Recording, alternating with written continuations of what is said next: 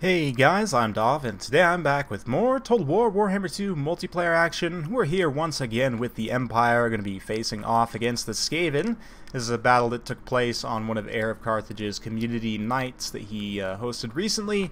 This was a tabletop style, not really tournament I guess, but showcase where you had to submit your army beforehand. So I've got this Empire army here with a Luminarch, we've got a Fire Wizard, Archlector, Altdorf Griffites, two Empire Knights over on the side, line of state troops, Pistoliers, of course, up front.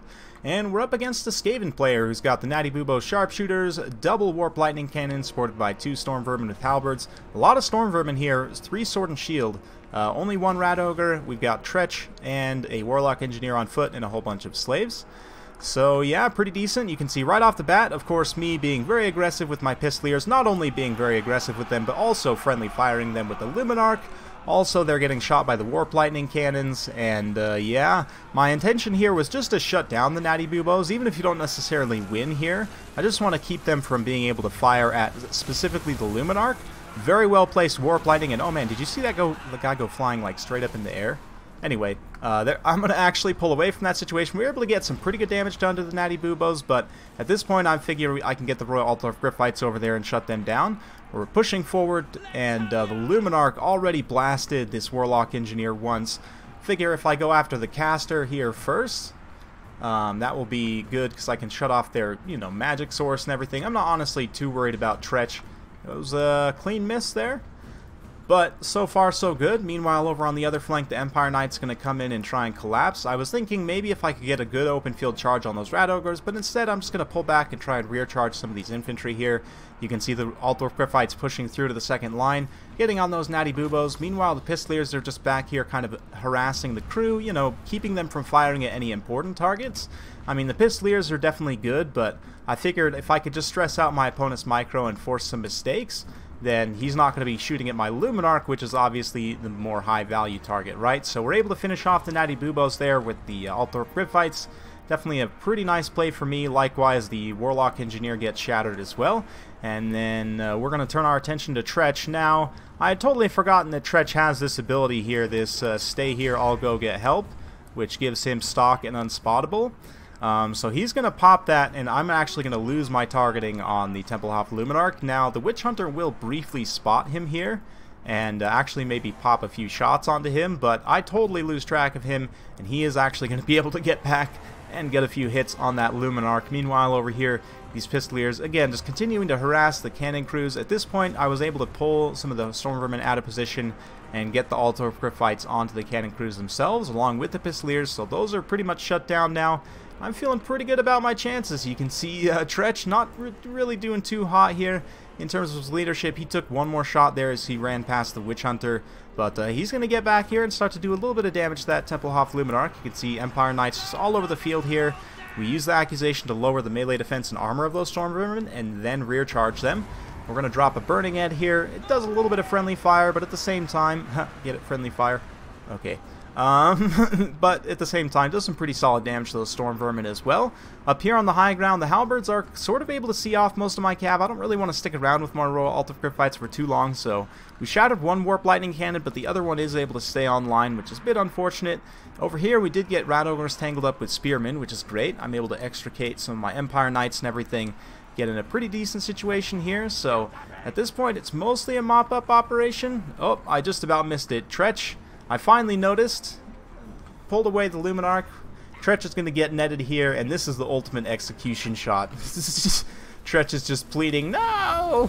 Oh, and even though that looked like a miss, it did actually make contact, and at this point Tretch is going to go ahead and run for the hills. But, the Luminarch's got the range, it's got the reload time, it's going to be able to queue up one more shot and finish off Mr. Craven Tail here. So, a little bit of a rough time for old Tretch. But, yeah. Let's just watch the finishing. Oh, side shot. He just goes flying, and that'll be the end of him.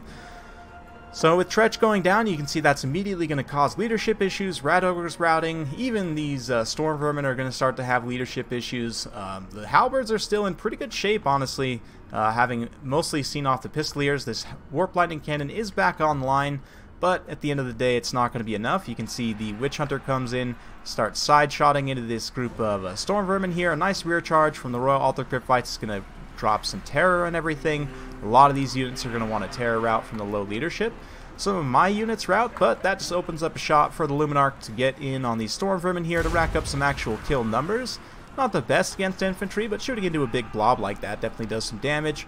Procs a nice terror route. These Storm Vermin over here getting continuously cycle charged by Empire Knights.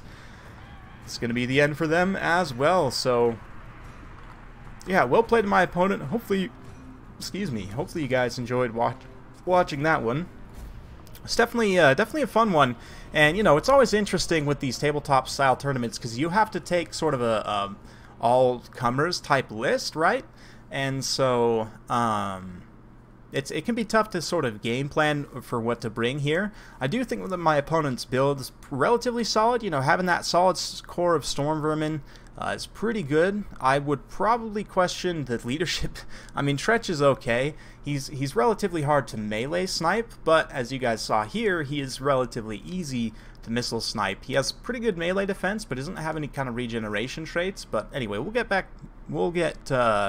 more into Tretch in just a second here. In terms of the army breakdown, for my army, I mean, state troops obviously matching up well against Skaven slaves. Obviously, 110 kills on spearmen. Considering these guys are 300 points, that is amazing. Empire Knights also racking up quite a few kills as well. 131 for the Royal Altar Cryptwights. Obviously, having the Natty Boobos out there away from support was a bit of a mistake. I probably would have put them over on the other side where the Rat Ogres were, so that the Rat Ogres could kind of act as a protection for them. And they may have been a little bit safer in that aspect, but definitely I was able to talk to Baron Van Boot after the fact and sort of give him some tips. So Baron, if you're out there, this is just sort of a rehash of what I already talked to you about this, but anyway, just sort of deploying up in the woods there was a little bit rough as well. I probably would have deployed on the low ground with the Warp Lightning Cannons. And then obviously protecting the Natty Boobos with the Rat Ogre. From a build standpoint, I do think this build is pretty solid. For an all-comers type tournament, though, I might cut one of the Warp Lightning Cannons down for another Rat Ogre and maybe just a few more bodies, a few more units of slaves, just to try and have a little bit more punching power, because against Cav, you really need the stopping power and the mass of Rat Ogres to effectively stop up your opponent. So I would definitely say at least 2 Rat Ogres is pretty much necessary. Obviously, the deployment there were some mistakes made as well. Tretch is not the best. He's hard to melee snipe, but I mean, honestly, just in terms of Lord selections, if you're going into a tournament style situation, for an all-comers type list for the Skaven, if we were just to go ahead and talk about this a little bit here, I mean, you could really go all in and try and catch some people off guard with like a Mass Jezzail build, but assuming you want to try and go with something relatively well balanced, I would definitely say take a Caster Lord. Ikit is pretty decent. Skrolk is absolutely the competitive pick here. Obviously, there's a lot of really good spells, but I like to take Bless with Filth can be good, depending on what kind of build you're going for. Wither can be pretty decent as well, but definitely at the very least both of the summons. And then I would probably take both of his items as well. Some people don't take Rod of Corruption. I think it's pretty decent to have, just in case he gets caught up in a big blob. But then I would take the Council Guard to protect 1 Warp Lightning Cannon, and I'd probably make it Ikit Zap Zap. Let's grab 2 Rat Ogres, Natty Boobo Sharpshooters, and then our core of Storm Vermin with Sword and Shield. We'll take 3 of them. I think that's a pretty solid pick. Let's grab some numbers just to give us some chaff to work with here. And at this point, we've got about 700 points left. There's some different things you could do. You could maybe try and squeeze out a little bit more, maybe cut one of these slingers down to a regular, and then we could maybe fit in 1 more Rat Ogre just to give us a little bit more stopping power. There's not quite as much missile pressure here, and not as much, you know, not as many heroic units. Skrolk is relatively easily sniped as well. I mean, relatively. He has okay combat stats, but this, I think, might be a little bit better. Like I said, you could skew more heavily into the Jezzails. It's tough to say in a tabletop-style tournament like that what exactly you should bring, but I think something like this might be pretty solid. I don't know. Let me know in the comments down below what you guys would take in an all-comers type tournament, but yeah, in that situation, I think something like this might be pretty solid. This build does lack terror, I will say, so you may want to try and find some funds maybe to grab like a Doom Wheel or something, or you could maybe even trade Skrulk out for Mr. Ikit Claw here and take him on a Doom Wheel, and then maybe grab just like a Plague Priest. Anyway, there's a lot of different directions you could go as the Skaven in an all-comers type tournament. Honestly, if you really wanted to have some fun, you could go with more of a rush-centric build with something like this. Take just Death Frenzy on Ikit, and you can go ahead and cut that because he's not going to be casting that super often. And we'll keep his other abilities there. Let's grab a Plague Priest up on a Furnace. We may keep Plague Rash because we're going to take just the summons with him. Probably just Viletide as well, or Vermintide, sorry. And then from there we can take maybe the Regiment of Renown Doom Wheel, or you could take a Hell Pit, honestly. Maybe a couple Flayers, a couple Rat Ogres, the Regiment of Renown, and then just a whole bunch of numbers. Something like this. Basically, you just run up with your numbers and then move the Death Star and try and mow through your opponents. A more rush-centric build like this might catch some people off guard. I mean, granted, again, it's an all-comers tournament, so you might run into some interesting things, but I don't know. Just kind of spitballing here. Let me know what you guys think in the comments down below. Hopefully you guys enjoyed. If you do like this sort of content, be sure to like, subscribe, hit that bell notification button, so every time I upload a new video, you'll be notified. Thanks again for watching, and we'll see you next time.